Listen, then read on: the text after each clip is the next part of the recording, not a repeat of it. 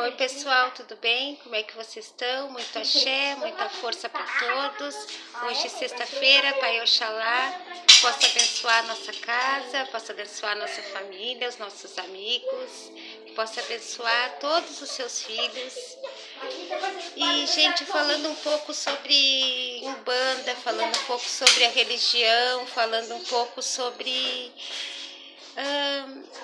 o que acontece, né, gente, quando a gente sai do terreiro e a gente vai para uma outra religião, a gente frequenta uma outra religião.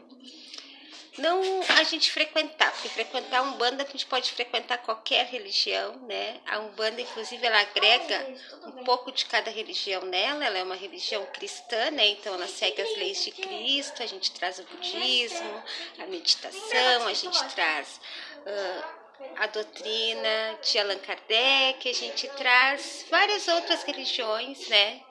Nós trazemos da Umbanda.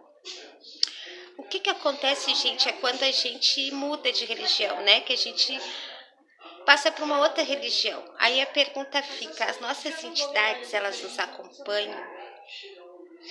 É que, na verdade, gente, as nossas entidades, elas foram preparadas para trabalhar na Umbanda. Elas também estão na evolução, como nós também estamos em evolução. É uma maneira que elas têm de ajudar, né? De evoluir. Então, gente, dependendo da situação, as nossas entidades, elas nos acompanham, né? Elas não nos abandonam. Porém, né, elas não permanecem da mesma forma como nós que somos médios, recebemos médios de incorporação, né? Que nem todos os médios são de incorporação.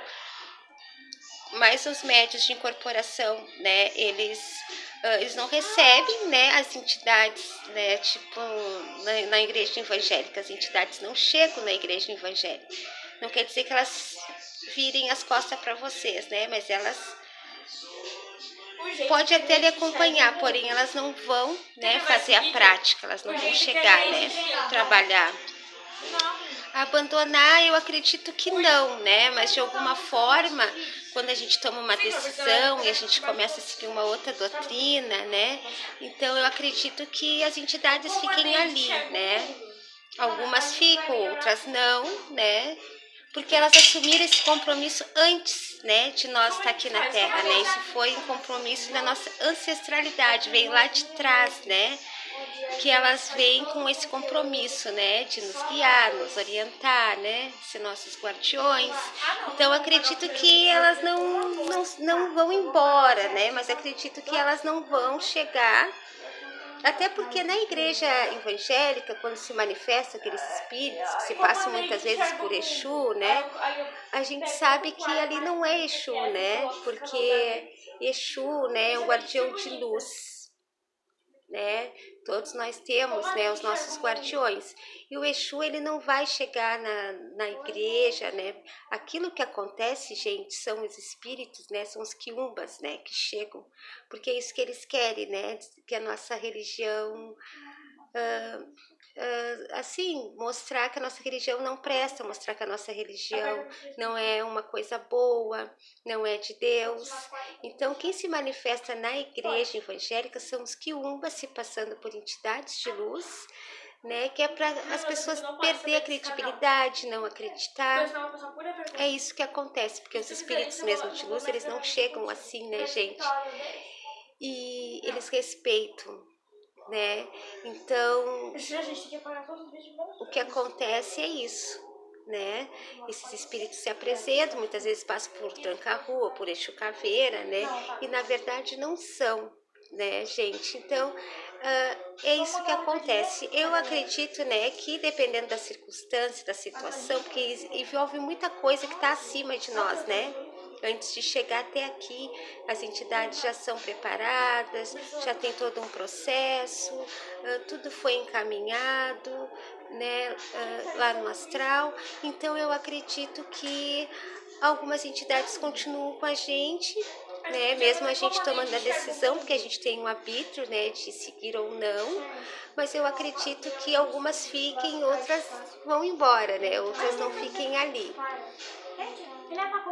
Gente, as entidades da gente, elas não estão aqui para resolver os nossos problemas, né, gente? As entidades, elas estão aqui para nos orientar, né? Elas também estão em evolução, né?